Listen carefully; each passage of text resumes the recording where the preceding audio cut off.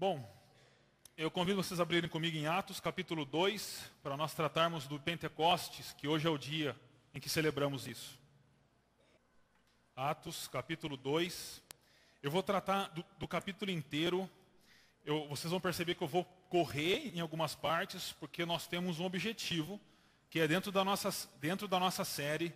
Semana passada, o Marcelo pregou a respeito da ascensão, ou da subida de Jesus. Jesus subiu aos céus depois de passar 40 dias com os seus discípulos, e domingo passado foi um dia que nós celebramos a ascensão de Cristo. Hoje nós vamos tratar, e hoje é o domingo de Pentecostes, é o domingo onde historicamente o Espírito Santo foi derramado sobre a igreja no batismo de Jesus Cristo. E hoje nós vamos tratar sobre isso. E por que isso? Porque a ascensão de Jesus resulta na descida do Espírito Santo, e é o Espírito Santo que traz ou que concede dons aos cristãos, e os dons são usados na edificação da igreja. Então nós vamos tratar hoje a respeito do Espírito Santo, ou melhor, do Pentecostes, e eu vou tratar principalmente dessa primeira parte, e das outras do capítulo 2 eu vou passar um pouco mais rápido, mas trataremos também. Então, vamos ler Atos capítulo 2, do 1 ao 4 apenas. Mas você fica com sua Bíblia aberta, ok? Minha leitura é na NVI. Diz assim: chegando o dia de Pentecoste, estavam todos reunidos num só lugar. De repente veio do céu um som como de um vento muito forte, e encheu toda a casa na qual estavam assentados.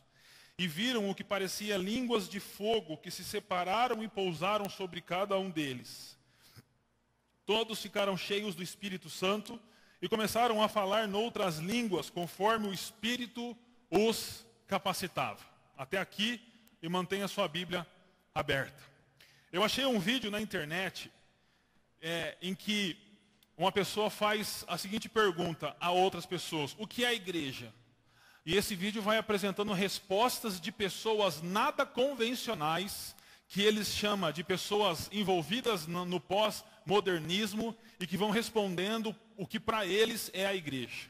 Eu não vou passar o vídeo porque eu suspeitei de que poderia ser ofensivo para algumas pessoas. Talvez não, mas eu aprendi que na dúvida você não passa vídeo, né? É melhor assim. E eu trouxe só algumas respostas que as pessoas dão quando elas são perguntadas, pessoas que não se enquadram do nosso jeitinho, vamos dizer assim, né? E que nós devemos abrir os olhos para elas, ok? Porque são pessoas tão indignas do Evangelho quanto nós éramos.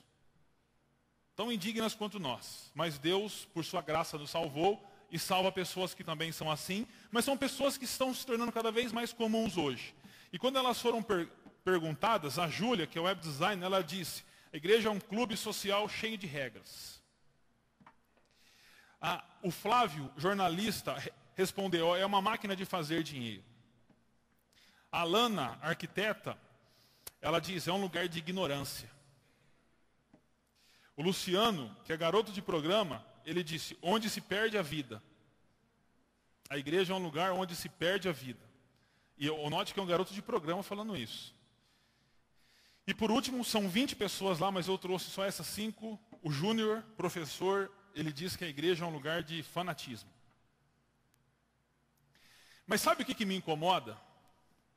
O que me incomoda não é ler essas respostas. O que me incomoda é que, em muitas vezes, eles têm razão no que eles estão falando. O que mexe comigo é que muitas dessas respostas e as outras que eu vi lá são respostas que têm fundamento. São respostas em que tem razão. E aí me faz pensar em redefinir igreja, ou o que é igreja, o que é esse povo que se reúne em nome de Deus. Porque essa é a imagem que essa geração mais nova, pós-moderna, tem da igreja. E muitos têm razão em dizer algumas coisas do que eles disseram. Por isso é urgente hoje um retorno da igreja às Escrituras, a entender o papel do Espírito Santo nela, a entender quem é o Espírito Santo, o que o Espírito Santo faz e quem nós somos. o que Deus tem para nós, qual é o chamado de Deus para nós como igreja. Que a igreja verdadeira, a definição verdadeira, né, o retrato verdadeiro da igreja não é nada disso. A igreja apresentada pelas Escrituras não é nada disso. Não é nada disso. Mas a igreja que existe hoje, ou melhor, as manifestações da igreja que existem hoje, eles têm razão em falar isso da igreja. E por isso hoje nós vamos retornar, ou melhor, trabalhar num retorno nosso, aproveitando que é o dia de Pentecostes, e entender o que é esse Pentecostes, o que isso significa na vida da igreja, qual é o papel do Espírito Santo e como nós devemos ser como igreja, para que se pessoas como essas tiverem contatos com a gente, com você, comigo, e elas forem perguntadas o que é igreja, elas têm uma resposta diferente dessa. Elas têm uma resposta dizendo: igreja é um povo que ama Jesus, que ama o perdido e que serve o mundo. É um povo diferente. E Pentecostes faz de nós um povo diferente. E Pentecostes era uma festa dos judeus, também conhecida como festa da colheita ou festa da semana, segundo o livro de Êxodo, o segundo livro da Bíblia, capítulo 23, versículo 16. E é uma palavra grega que significa quinquagésimo, ou seja, 50. Então esse nome vem porque Pentecostes era uma festa comemorada 50 dias depois da Páscoa.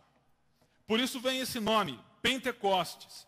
E quando Lucas narra, quando ele começa o texto que nós lemos dizendo: chegou o dia de Pentecostes, esse dia de Pentecostes era o último dia da festa. E o último dia das festas dos judeus é o dia mais importante.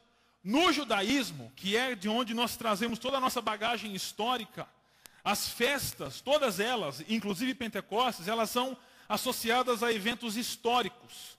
Atos de Deus na história, que mudou a história do povo, e Pentecostes não é diferente. E a festa de Pentecostes, ela é associada no judaísmo com a renovação da aliança que Deus fez com Moisés, ou melhor, com Noé e com Moisés. Então, o judaísmo vai dizer para nós que a data de Pentecostes marca, ela acontece justamente na mesma data em que para o judaísmo Deus deu a lei a Moisés no Monte Sinai. Então, para o judaísmo, o dia em que Deus deu a lei a Moisés no Monte Sinai é o mesmo dia da festa de Pentecostes. E isso para nós cristãos é extremamente relevante. Por quê? Porque Deus deu a lei a Moisés, a lei veio de cima para baixo no Monte Sinai.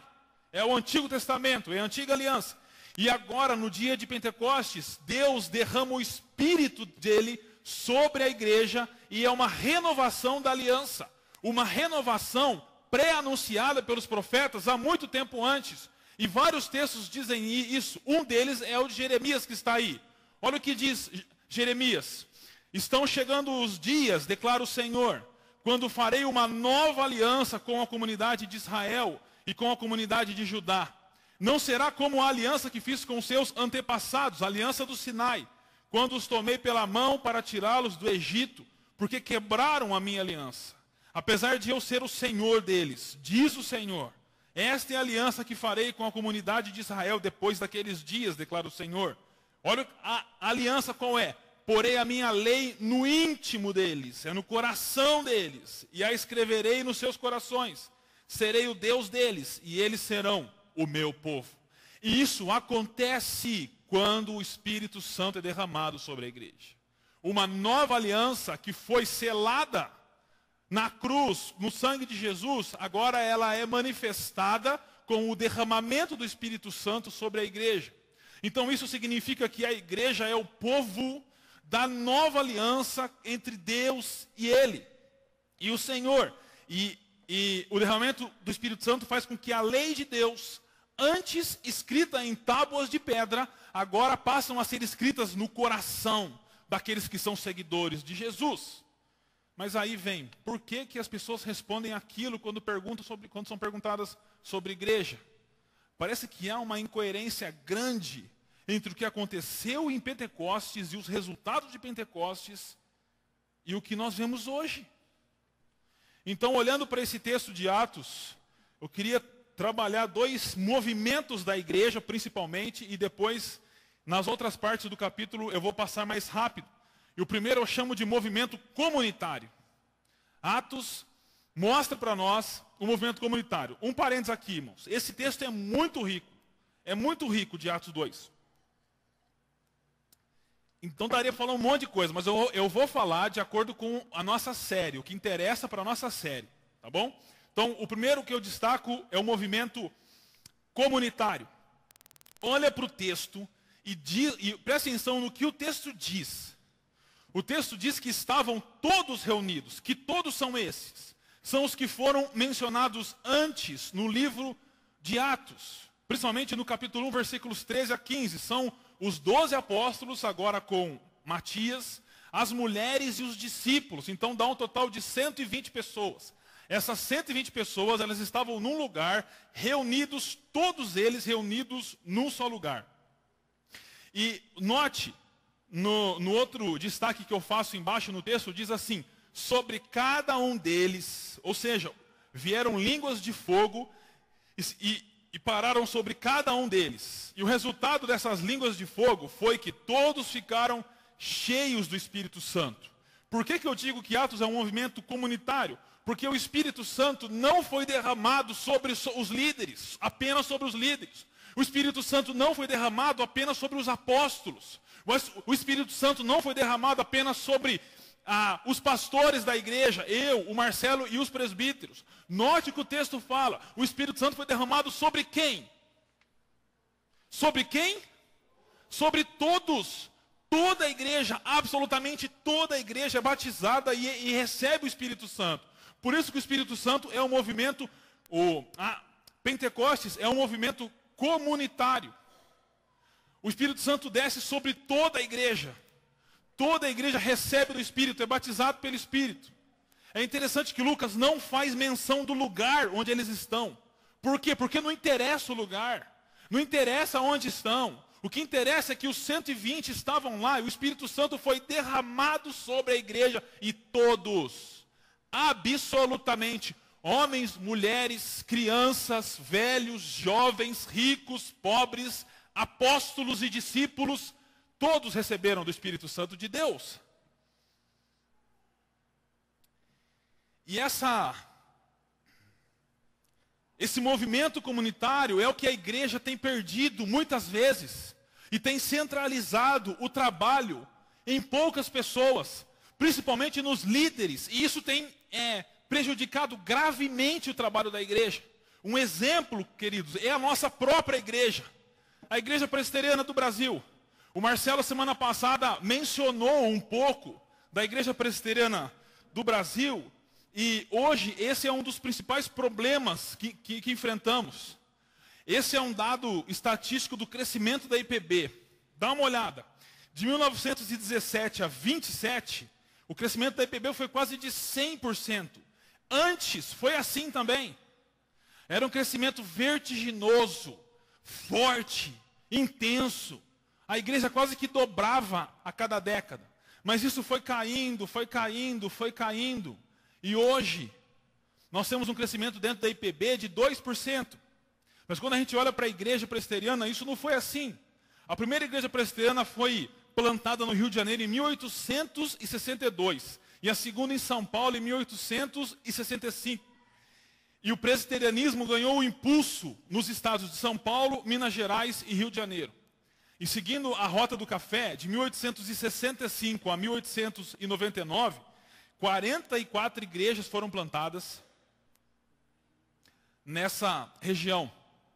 Isso fez com que a igreja presbiteriana, na virada do século XIX para o século XX, fosse o maior movimento de missão protestante do Brasil. Era um número grande todo ano de pessoas sendo alcançadas, igrejas sendo plantadas. Eu não estou falando isso porque nós devemos nos preocupar com a igreja presbiteriana. Não. Nós devemos nos preocupar e olhar para a igreja de Cristo, que se manifesta na igreja presbiteriana, na igreja batista, na igreja do Nazareno, nas Assembleias de Deus e em várias outras denominações que estão aí. Mas eu estou apresentando um problema nosso resultado de uma omissão nesse movimento comunitário da igreja. Porque nós deixamos de ser uma igreja comunitária e passamos a centralizar todas as coisas no pastor ou só na liderança. E isso não é bíblico. Isso não é bíblico. E os nossos teólogos dizem que os principais problemas hoje da igreja presbiteriana são esses que estão aí. Ou, melhor, os pontos fortes do passado são esses. Era uma igreja próxima da população, era uma igreja que tinha a centralidade do trabalho leigo, ou seja, quem é o leigo? Quem não é profissional, entre aspas, como eu sou. Fui formado em teologia. Mas era uma igreja centrada no trabalho leigo. Todo mundo trabalhava. Por quê? Porque todo mundo é cheio do Espírito Santo. E o outro motivo da igreja ir de vento em popa naquela época é porque ela tinha uma estrutura flexível. Então hoje, queridos, é mais do que importante e necessário um resgate da doutrina bíblica de que o Espírito Santo foi derramado sobre todos os cristãos, e não só sobre o pastor, ou os presbíteros, ou os diáconos, ou só os líderes, mas sobre toda a igreja. A implicação disso para nós é que todos os cristãos são batizados pelo Espírito Santo e possuem dons concedidos pelo Espírito Santo, e por isso devem trabalhar manifestando esses dons para a glória de Deus. O batismo, em Atos, ocorreu historicamente na descida do Espírito Santo sobre a igreja. Mas hoje para nós, uma pessoa é batizada pelo Espírito Santo no ato da conversão dela. Ela é rendida pelo Espírito Santo, ela se rende a Jesus Cristo, ela é batizada pelo Espírito Santo, e ali ela recebe o Espírito e recebe os dons. Então isso significa que o trabalho da igreja é o trabalho de toda a igreja, e não apenas de algumas pessoas. E esse trabalho da igreja não se resume ao que a gente faz de domingo aqui. Trabalhar como cidadão do reino não é só pregar, ou dar aula na escola dominical, ou tocar, ou cantar, ou abrir a porta de igreja. Esses são alguns trabalhos. Mas o trabalho do reino, movido pelos dons recebidos do Espírito, acontecem de segunda, de terça, de quarta, de quinta, de sexta, no trabalho, na escola, na vizinhança, em casa. Porque Deus nos deu os dons para a edificação da igreja, para que o Evangelho seja anunciado e para que Deus, o Pai, seja glorificado. Então, o primeiro movimento é esse, é um movimento comunitário. Quero que você saia daqui entendendo o seguinte: o Espírito Santo não está derramado não apenas sobre o pastor da igreja. É por isso que o pastor não é melhor que você. Dá para entender isso? Isso é ser reformado. A unção do Espírito Santo, o acesso a Deus que eu tenho, você tem. Por quê? Porque o mesmo Espírito que está em mim está em você. Podem ser dons diferentes, mas o Espírito é o mesmo. Então, queridos, o que muda a igreja é saber, é ter a consciência e manifestar isso na prática de que o Espírito Santo foi derramado sobre todos nós, e não só sobre algumas pessoas. E o segundo movimento que eu destaco é o movimento missional. Eu chamo de missional, mas é a mesma coisa que missionário, mas é uma palavra cunhada já há algum tempo, devido a algum desgaste da palavra missionário, mas significa a mesma coisa, né? Esse é o Bosch, que você ficou com o livro que você me devolveu agora. Ele que cunha essa palavra, missional, é o David Bosch. Além de ser, então, Atos, além de ser um movimento comunitário, é um movimento missional. Mas é um movimento que parte do Espírito Santo e não da igreja. Olha o que o texto fala. Primeiro ele fala que de repente. De repente significa uma surpresa. Quando menos se esperava, algo aconteceu naquele lugar. Isso significa que nós não temos controle sobre o Espírito Santo. O Espírito Santo, como bem afirmou o Marcelo semana passada aqui, Nós, igreja, temos um péssimo hábito de adorar a Deus Pai e a Deus Filho, mas ao Deus Espírito não. A gente acha que o Espírito Santo é um subserviente do Deus Pai e do Deus Filho, né? Não. Ele é tanto Deus quanto o Pai e o Filho. Ele é Deus soberano. E o Espírito Santo entrou de repente quando ninguém estava esperando. Pelo contrário, o texto diz que eles estavam assentados. Então, certamente eles estavam, sabe fazendo o quê? Comendo. Eles não estavam orando, jejuando, clamando e nem cantando. Eles estavam comendo. E comendo, o Espírito Santo de repente invade o lugar. Porque o Espírito Santo é soberano, é Deus. E ele faz o que ele quer quando ele quer. Por isso que quem marca a agenda para o Espírito Santo agir, não entende isso. Acha que o Espírito Santo é um boneco que ele pode controlar. Mas o Espírito Santo é incontrolável. O Espírito Santo é indomável. E ele faz o que ele quer, quando ele quer, do jeito que ele quer, como ele quiser, para que ele quiser, porque ele é Deus. E de repente eles estavam lá comendo e o Espírito Santo se manifesta de repente entre eles. E não houve vento, como muitos acham. Uma leitura atenta do texto vai deixar claro para vocês. Não houve vento, houve um som como de vento. É como se você ouvisse um som de um vento forte, mas não vento. Nenhum cabelo levantou. Nenhuma pena subiu. Foi só o som de um vento forte. Então foi um som que encheu toda a casa. E por que ele faz isso? Essa comparação entre o vento e o espírito? Porque na língua do Novo Testamento, o original, a palavra para vento e para espírito é a mesma. É a mesma palavra. Isso significa, queridos, que é uma manifestação da soberania e da liberdade do Espírito sobre a igreja. O Espírito é soberano sobre a igreja. E o resultado dessa manifestação repentina do Espírito é que línguas de fogo, que são labaredas, aparecem sobre cada um daqueles que estão lá. E o resultado dessas línguas de fogo é que os cristãos que estão lá, os 120 que estão lá, são cheios do Espírito Santo e começam a falar em outras línguas. Há uma clara relação entre as línguas de fogo e as línguas faladas por ele, que a palavra é a mesma. As línguas de fogo e as línguas faladas por ele. E quando ele diz, no versículo 4, o final, e começaram a falar noutras línguas, essa palavra falar, ela ocorre poucas vezes, e ela significa um discurso solene, que é o discurso que Pedro vai ter daqui a pouco. É um discurso impostado, né?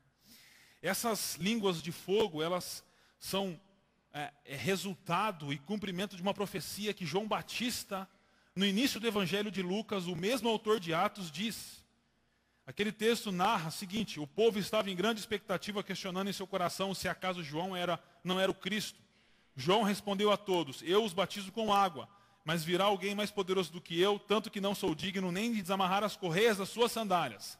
Olha a promessa: ele os batizará com o Espírito Santo e com fogo. Ele traz a pá em sua mão, a fim de limpar sua eira e juntar o trigo em seu celeiro, mas queimará a palha com fogo que nunca se apaga. Então eram labaredas e o fogo aponta para purificação e para o julgamento. O Espírito Santo se manifesta, e quando o Espírito Santo se manifesta, há uma ação purificadora daqueles que pertencem a Deus, mas também há uma ação de julgamento, porque o Espírito Santo é quem convence do juízo. É isso que significa, é esse o significado das labaredas de fogo, ou das línguas de fogo. E voltando ao texto aqui, você deve estar doidinho para eu explicar o que são as línguas, né? O que é o tal de falar em línguas? É simples, é simples. Nós poderíamos traduzir esse falar em línguas como falar em idiomas humanos. Nada de estranho, porque o texto diz isso para nós. Uma interpretação comum é o que nós chamamos de glossolalia, ou seja, que os discípulos falavam línguas estranhas, línguas supostamente de anjo. A gente vai ver isso quando chegar em Coríntios 13, né? Mas esse entendimento de que eles falavam línguas estranhas pressupõe que as línguas eram interpretadas nos ouvidos de quem ouvia. Mas note que o Espírito Santo não está nos ouvintes, está em quem fala. Então, eles falam segundo o Espírito Santo concedia, ou seja, eles não falavam quando eles queriam e como eles queriam, mas eles falavam debaixo do governo do Espírito Santo. E eles falavam línguas das nações representadas ali. Pentecostes era uma festa que atraía judeus e pessoas convertidas ao judaísmo de várias partes do mundo. E mais para frente, Lucas dá uma lista desses lugares. A lista que Lucas dá lá, ela compreende todo o mundo conhecido da época. Então ali estavam pessoas de todas as partes do mundo. E quando os discípulos começam a falar grandezas de Deus, ou seja, o que Deus fez na história, o caráter de Deus, eles entendem nas línguas deles, nos idiomas que eles falavam. Isso não há dúvida alguma de que aponta para o alcance do Evangelho. O Evangelho vai alcançar nações, povos, e se nós estamos aqui, é por causa do Pentecostes. Não tinha o português lá ainda, mas tinham outras línguas. Mas hoje nós temos o Evangelho em português por causa de Pentecostes. E o anunciado pelos irmãos, é isso que eu quero que vocês entendam também, desculpa a honestidade, mas para desprezar o que faz com que as pessoas respondam naquele jeito à igreja, que é fanatismo, que é um lugar de ignorância. Eles têm razão quando nós não entendemos o texto bíblico. O que eles falavam? Eles falavam que fulano vai ganhar um carro, que a Beltrana vai casar com fulano. Não falava nada disso. O que eles falavam eram as grandezas de Deus. Anunciavam o que Deus tinha feito na história. Anunciavam o que Deus tinha feito na história de Israel. A intervenção de Deus, Jesus Cristo, a cruz, a ressurreição. Eles anunciavam o caráter de Deus. É isso o que os idiomas anunciam. Fora disso não há dom do Espírito Santo. Porque o dom do Espírito Santo não é para o bel prazer das pessoas. O Espírito Santo não é uma maquete que a gente mexe quando quer. O Espírito Santo nos toma, é soberano, e ele anuncia as grandezas de Deus. E ponto final. Nada a mais do que isso. E Pentecostes, queridos, tem os seus desdobramentos. Note, Atos 2, ele alcança samaritanos também. Atos capítulo 10, onde eles falam em línguas de novo, lá no episódio de Cornélio e sua família, o evangelho alcança gentios. E Atos capítulo 19, quando Paulo está em Efésios, eles falam em línguas também.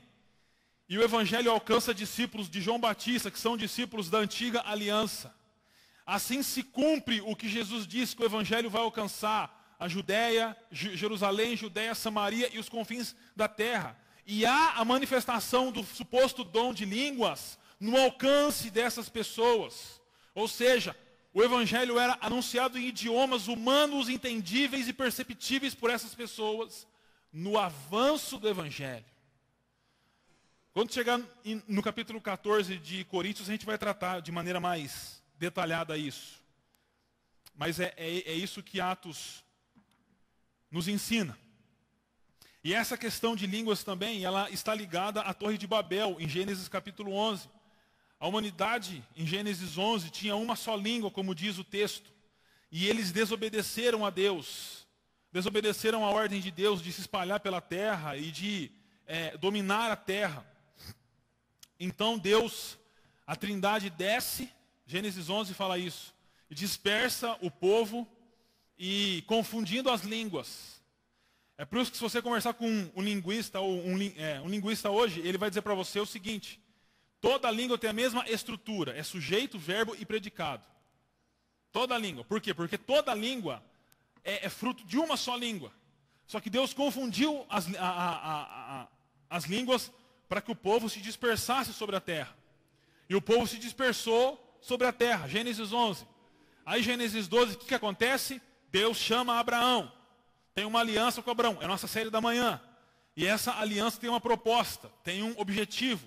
A vinda do Messias. E Paulo em Gálatas capítulo 3, 14, ele diz: para isso que em Cristo Jesus a bênção de Abraão chegasse também aos gentios, para que recebêssemos a promessa do Espírito mediante a fé. Isso significa que o que acontece em Pentecostes é a reversão de Deus da história do que aconteceu lá em Babel. Deus reverte a história. E o plano de redenção continua. E o que era uma só língua e se tornou várias línguas, agora não se torna uma só língua, mas se torna, o Evangelho é anunciado em línguas humanas, em idiomas humanos, que são conhecidos e entendidos pelas pessoas. É uma reversão da situação. Por isso, queridos, Pentecostes mostra que a igreja é um movimento missional também. Pentecostes, ele começa o movimento comunitário e ele começa um movimento missional.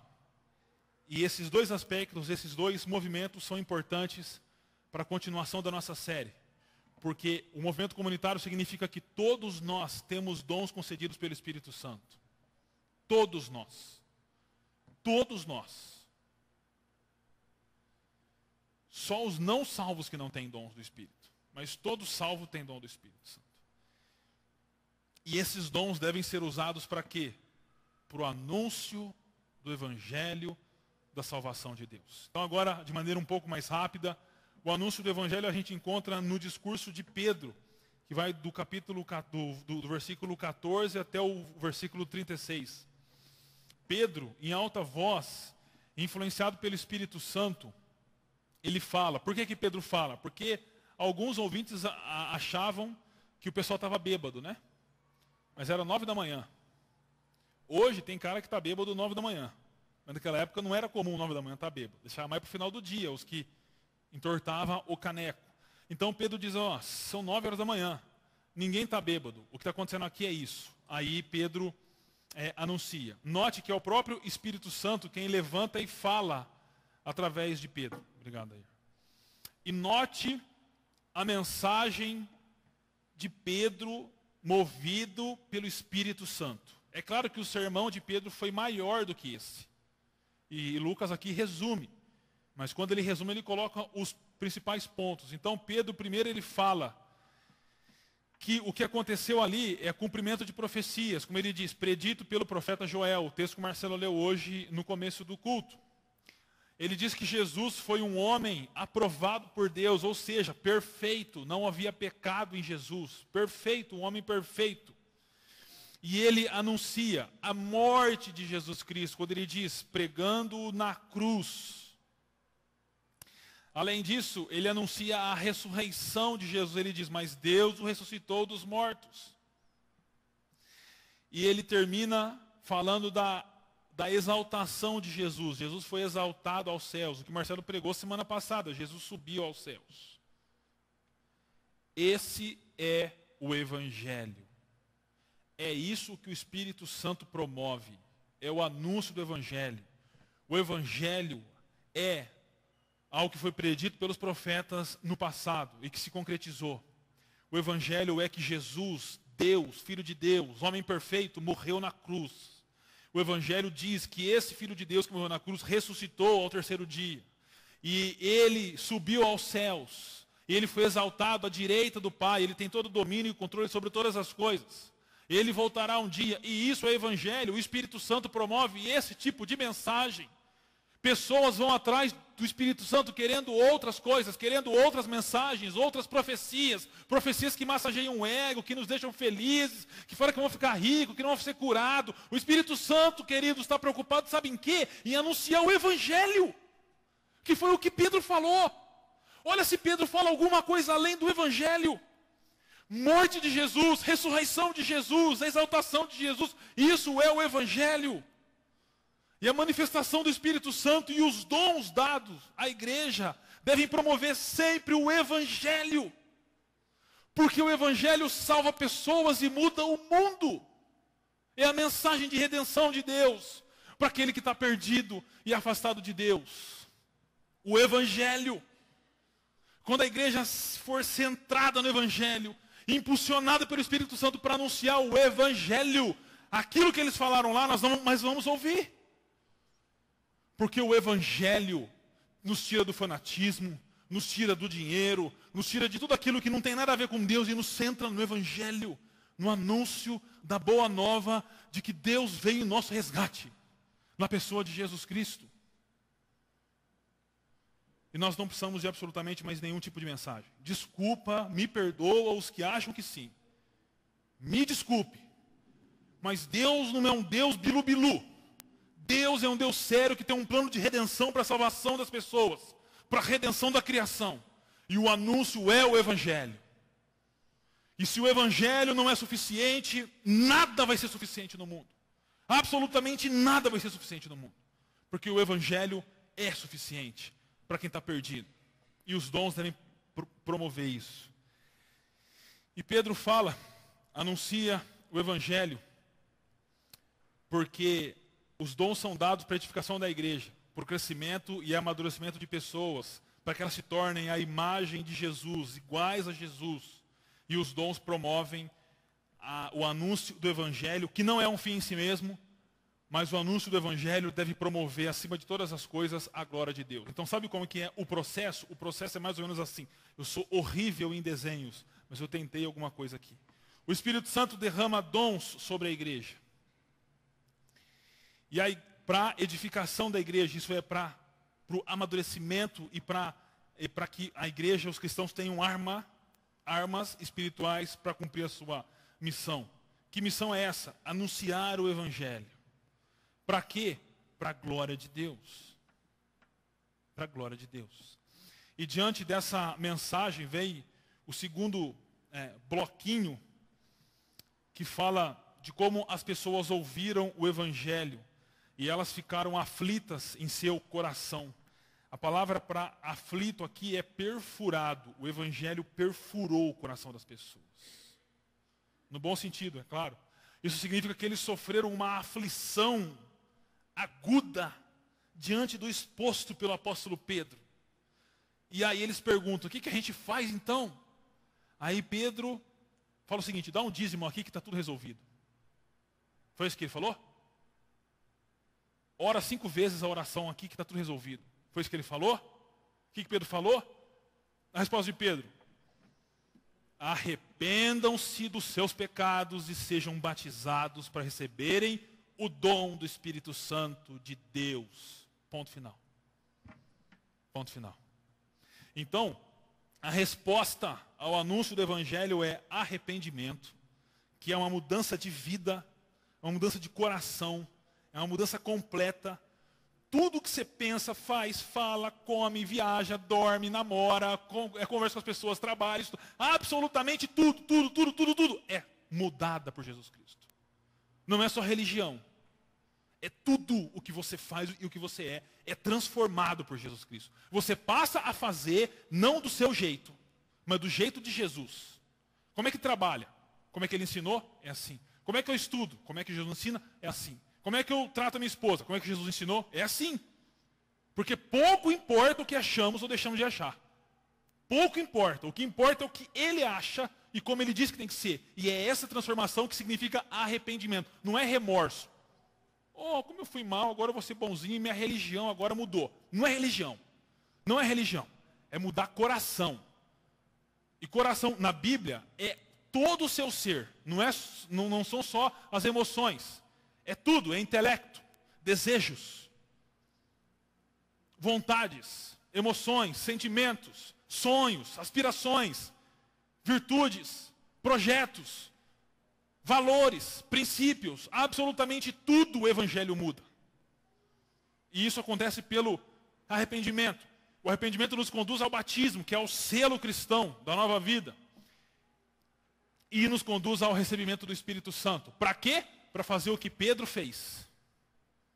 Anunciar o Evangelho para que pessoas passem pelo arrependimento, sejam batizadas e recebam o Espírito Santo. Para quê? Para fazer o que eles fizeram agora. se arrependam, sejam batizadas, recebam do Espírito Santo. Para quê? E volta de novo. E tudo isso para a glória de Deus. E a vida da igreja, em resposta a isso, está no final do capítulo, versículos 42 a 47. A resposta da igreja: fazia festa, comemorações, tinha um monte de evento. É isso? Não é nada disso. Olha a igreja. Se dedicavam e perseveravam a ensino, ou seja, palavra de Deus. Se dedicavam à vida comunitária, ou seja, a estar junto para a comunhão. Se dedicavam aos sacramentos, ou seja, a ceia do Senhor. E se dedicavam também, a ceia do Senhor e o batismo no caso, mas aqui fala só da ceia, mas os sacramentos são os dois. E se dedicavam também à oração. Aí a pergunta que não sou eu que faço, surge. Por que a gente não se dedica a essas coisas? A gente se dedica a um monte de outras coisas, menos a essas coisas que são simples demais. Palavra de Deus, vida comunitária, sacramento e oração. A gente já falou desse texto várias vezes aqui.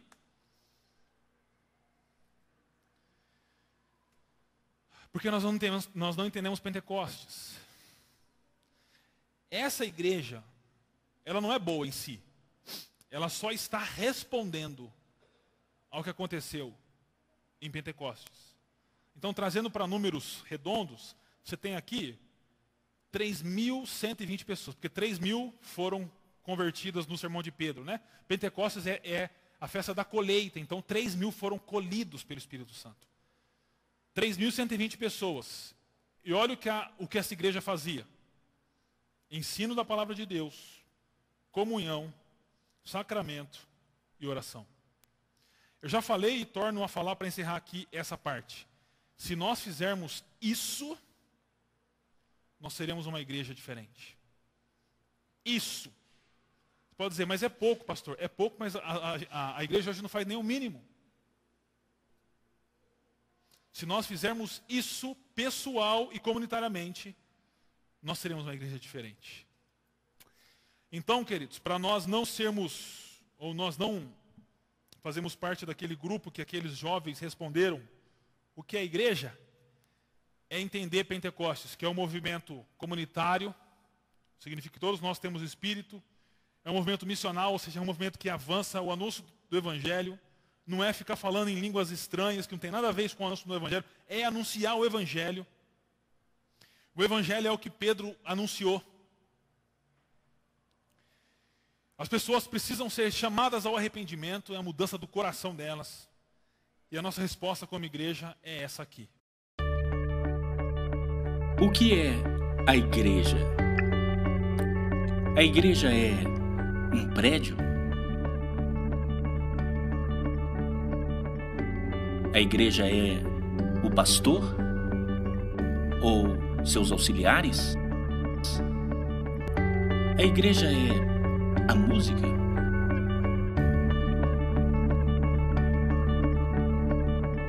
A tradição?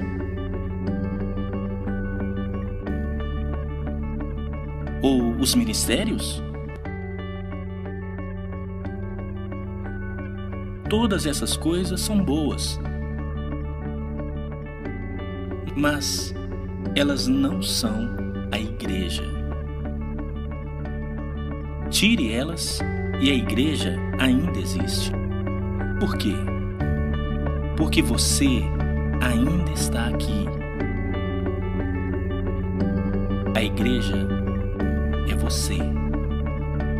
A igreja é você com um propósito de amar a Deus, de amar aos outros. A igreja é você com uma missão de ligar o que não está ligado a Cristo e juntos crescer em total devoção a Ele. A igreja é você com um plano de estar ligado a Deus, servindo, liderando uma célula na comunidade, usando seus dons e paixões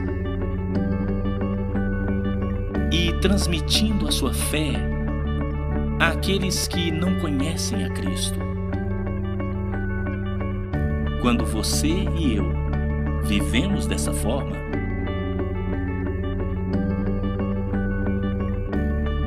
todas as coisas que costumamos fazer na igreja tornam-se coisas que fazemos como igreja. Deus deseja isso. O mundo precisa disso. E nós somos chamados para ser isto. O que é a igreja? A igreja é você.